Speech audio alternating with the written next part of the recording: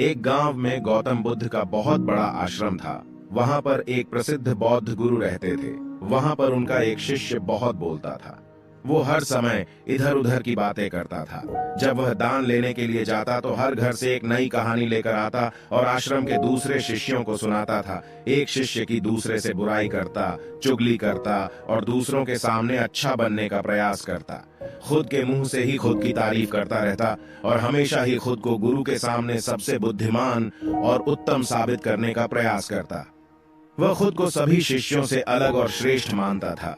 उसका कहना था कि मैं एक अमीर घर का बालक हूं।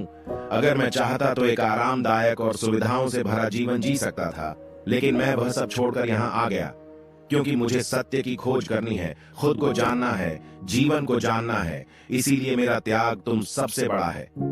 एक दिन गुरु ने आश्रम के सभी शिष्यों को बुलाकर कहा, आप सभी को अगले 1 माह के लिए कोई ना कोई संकल्प लेना है। इससे आपकी संकल्प शक्ति मजबूत होगी और आप में आत्म शक्ति का संचार होगा। आप सभी अपने सामर्थ्य के अनुसार कोई सभी संकल्प ले सकते हैं और यदि 1 माह से पूर्व आप में से जिसका भी संकल्प टूट जाएगा तो वो अपनी पुरानी दिनचर्या में वापस आ जाएंगे। सभी शिष्यों ने अपनी शक्ति के अनुसार छोटे बड़े संकल्प लिए और गुरु को अपने अपने संकल्प के बारे में बताकर वहां से चले गए। लेकिन वह शिष्य जो खुद को सबसे अलग और बड़ा दिखाना चाहता था, वो सीधे गुरु की कुटिया में पहुंच गया और बोला, मैं कोई छोटा मोटा संकल्प नहीं लेना चाहता, बल्कि खुद की ही भांति एक बड़ा और महान संकल्प लेना चाहता हूँ। कृपया आप ही बताएं क्या संकल्प लेना चाहिए। उसकी यह बात सुनकर गुरु मुस्कुराए और बोले, क्या तुम मेरे द्वारा दिए गए संकल्प को पूरा कर पाओगे? क्या तुम्हारे लिए उसे पूरा करना संभव होगा? शायद नहीं, वो तुम्हारे लिए संभव नहीं है।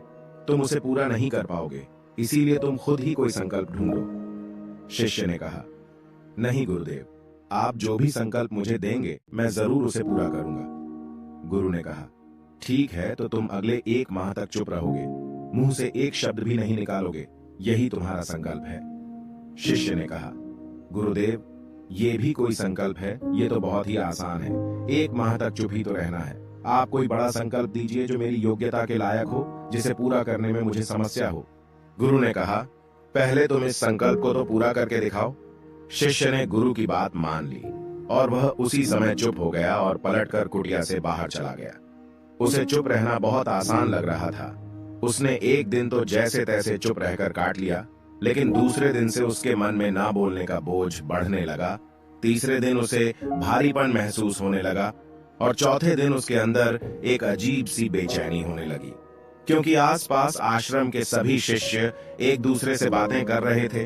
वो भी अपना पक्ष उनके सामने रखना चाहता था, उनकी बोलती बंद कर देना चाहता था, लेकिन उसका संकल्प उसके आड़े आ रहा था। इसीलिए वो पूरे दिन सिर्फ मुंह और आंखें बनाता रहता। इसी तरीके से कुछ दिन और बीते और वह शिष्य बीमार पड़ गया। उसका सिर फटा जा रहा था, उसका खाने पीने तक का मन नहीं कर रहा था, वह सिर्फ बोलना चाहता था। वह गुरु के पास गया और उनके सामने बैठकर लिखकर उन्हें बताया, गुरुदेव, मैं बोलना चाहता हूं, बिना बोले। मुझे सांस नहीं आ रही, मेरा दम घुटता जा रहा है, मैं अंदर ही अंदर पागल हुआ जा रहा हूं। मैं क्या करूं? संकल्प तोड़ दूं क्या? यह पढ़कर गुरु मुस्कुराए और बोले, संकल्प तो तोड़ने के लिए ही होते हैं, लेकिन जो अपने संकल्प को पूरा कर लेता है वही अपनी आंतरिक शक्ति को बढ़ाता है, और जो अपनी आंतरिक शक्ति को बढ़ा लेता है वो समझ और जागृति की राह पर आगे बढ़ जाता है। संकल्प का लेना भी तुम्हारे हाथ में था और इसे तोड़ना भी तुम्हारे ही हाथ में है। तुम्हारे बहुत से भाई अपने संकल्प को तोड़कर अपनी पुरानी दिनचर्या पर वापस आ चुके हैं। अगर तुमसे नहीं हो पा रहा तो तुम भी संकल्प तोड़ कर अपनी पुरानी दिनचर्या पर वापस जा सकते हो। लेकिन याद रहे, अगर आज तुम इस छोटे से संकल्प को नहीं संभाल पा रहे तो तुम अपनी बाकी की पूरी जिंदगी को कैसे संभाल सकोगे? बाकी फैसला पूरी तरह से तुम्हारे हाथों में है। गुरु की यह बात उस शिष्य के दिल में चोट कर गई। वह बिना कुछ बोले वहां से वापस चला गया और खुद को अपनी कुटिया में बंद कर लिया। वह केवल अपने जरूरी कामों के लिए ही कुटिया से बाहर निकलता, बाकी सारे समय कुटिया के अंदर ही बैठा रहता। 15 दिन बीत चुके थे और आश्रम के लगभग सभी शिष्यों का संकल्प अब तक टूट चुका था, लेकिन उसका संकल्प अभी भी जारी था। संकल्प लेने के बाद से अब तक उसने एक शब्द भी ना बोला था। सारा आश्रम हैरान था कि इतना बोलने वाला इंसान चुप कैसे हो गया। 15 दिन बीतने के बाद वह दोबारा अपने गुरु के पास गया और लिखकर बताया है, गुरुदेव, मैं बाहर से तो चुप हूं, लेकिन मेरे भीतर बहुत सी आवाजें हैं, बहुत सी चीख पुकार और शिकायतें हैं। मैं अंदर ही अंदर बात करता रहता हूं। मेरा मन तरह तरह के प्रश्न पूछता रहता है। मैं बाहर से जितना मौन हूं, भीतर से उतने ही शोर शराबे से भरा हुआ हूं। क्या इस तरह से मेरा संकल्प अभी भी जारी है? गुरु ने कहा, हाँ, तुम्हारा संकल्प अभी भी जारी है, लेकिन जब तक लोगों की ये आवाजें तुम्हारे कानों में पड़ती रहेंगी, तुम्हारा मन बोलता रहेगा, क्योंकि इसे तो आदत है बोलने की। तुम भले ही बाहर से चुप रहो, लेकिन तुम अंदर ही अंदर बोलते रहोगे। तुम्हें इन बातों से, इन आवाजों से दूर जाना पड़ेगा।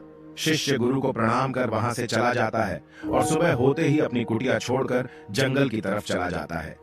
कई दिन बीत जाते हैं, संकल्प का समय भी पूरा हो जाता है, लेकिन शिष्य लौटकर नहीं आया। आश्रम में सभी को डर था कि कहीं जंगली जानवरों ने उसे खाना लिया हो। इस बीच उसे ढूंढने की बहुत कोशिश की गई, लेकिन वह कहीं नहीं मिला। सभी गुरु भाइयों ने मान लिया था कि जंगली जानवरों ने उसे अपना शिकार बना लिया है, लेकिन गुरु को ऐसा नहीं लगता था। एक दिन आश्रम का एक अन्य शिष्य गुरु के पास आया और बोला, गुरुदेव, हमारे उस अधिक बोलने वाले भाई के साथ क्या हुआ होगा? क्या जानवरों ने उसे मार दिया होगा? गुरु ने कहा, हो सकता है कि जानवरों ने उसे अपना शिकार बना लिया हो, लेकिन उसके न लौटने की एक दूसरी वजह भी हो सकती है। शायद उसे वो मिल गया है जिसके लिए वह गया था। फिर शिष्य ने पूछा, गुरुदेव, क्या ज्यादा बोलना इतना हानिकारक होता है? गुरु ने कहा, इंसान के जीवन के बहुत सारे दुखों में से एक दुख ये भी है कि वो कभी चुप नहीं रह सकता, हमेशा कुछ ना कुछ बोलता ही रहता है। सिर्फ हमारे बोलने के कारण हमारे आधे से ज्यादा दुख पैदा होते हैं। परिवार के अधिकतर झगड़ों की वजह हमारा बेमतलब बोलना ही होता है। हम में से कोई भी चुप नहीं रहना चाहता, हम बस सामने वाले को सुना देना चाहते हैं। जो भी हमारे मन में है, सब निकालकर उसके मन में बैठा देना चाहते हैं। उसे समझा देना चाहते हैं कि देख, तू गलत है और मैं सही, और इस तरीके से सब एक दूसरे की सड़ी गली बातों को ग्रहण कर रहे हैं। इस तरीके से सुनने और सुनाने का यह काम जिंदगी भर चलता रहता है, लेकिन इस नासमझी में हम अपना समय, अपना जीवन, अपनी समझ और सबसे महत्वपूर्ण वो कीमती पल जो जिए जा सकते हैं, जिनको अनुभव किया जा सकता है, जिनमें आनंद को प्राप्त किया जा सकता है, ये सब खो देते हैं। लेकिन इसके बदले हमें मिलता क्या है? कुछ नहीं, सब व्यर्थ और बर्बाद हो जाता है। इस पागलपन में हमने क्या खो दिया, इसका एहसास केवल कुछ ही लोगों को हो पाता है। बाकी लोग जैसे उन्हें अपने आने का पता नहीं, वैसे ही उन्हें अपने जाने का भी पता नहीं चल पाता। शिष्य ने कहा, तो फिर इसका समाधान क्या है? गुरु ने कहा, पूरी जागरूकता के साथ अपने विचारों को देखना, यही एकमात्र तरीका है। सारी मानसिक समस्याओं का वर्तमान में रहकर चिंतन करना, पूरी जागरूकता के साथ अपना काम करना, जिंदगी में चमत्कारिक बदलाव ला देता है। उसके बाद वह शिष्य गुरु से अपने प्रश्नों का उत्तर पाकर उनको प्रणाम करके वहां से चला गया। उस शिष्य को आश्रम छोड़कर गए हुए 3 महीने का समय बीत चुका था, लेकिन उसकी कोई खबर ना थी। अब तक तो सभी गुरु भाइयों ने भी उसके वापस लौटने की उम्मीद छोड़ दी थी, लेकिन एक दिन वो आश्रम लौट आता है।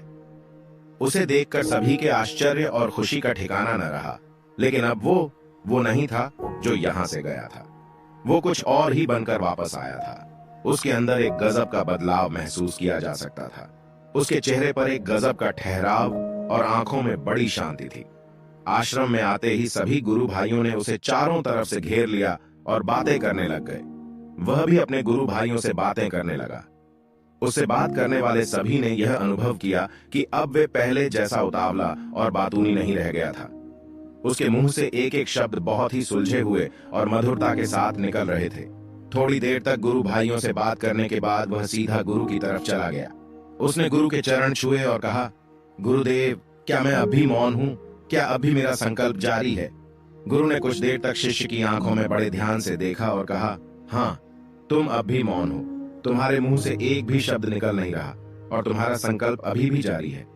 शिष्य ने कहा, गुरुदेव, जब मैं आश्रम से गया तो मैं मुंह से तो चुप था, लेकिन मेरे अंदर बहुत सी आवाजें थी। मन में बहुत से प्रश्न थे और वो बंद नहीं हो रहे थे, तो मैं जंगल में चला गया, इस उम्मीद से कि वह मुझे शांति मिलेगी और मेरे मन की बकबक कम हो जाएगी। लेकिन मैं जितना एकांत में जाता गया, मेरे अंदर की आवाज उतनी ही तेज होती गई।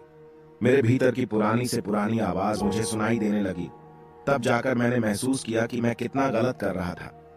जब मैं अपने परिवार वालों, दोस्तों को और गुरु भाइयों को बुरा भला कहता था तो उस समय मुझे लगता था कि मैं सही कह रहा हूं। जब मैं गुरु भाइयों की एक दूसरे से चुगली करता हूं और उनका मजाक बनाता, तब भी मुझे यही लगता था कि मैं उनसे बेहतर हूं और मैं सही कर रहा हूं। लेकिन उस दिन मैंने पहली बार महसूस किया कि मैं कितना गलत बोलता था।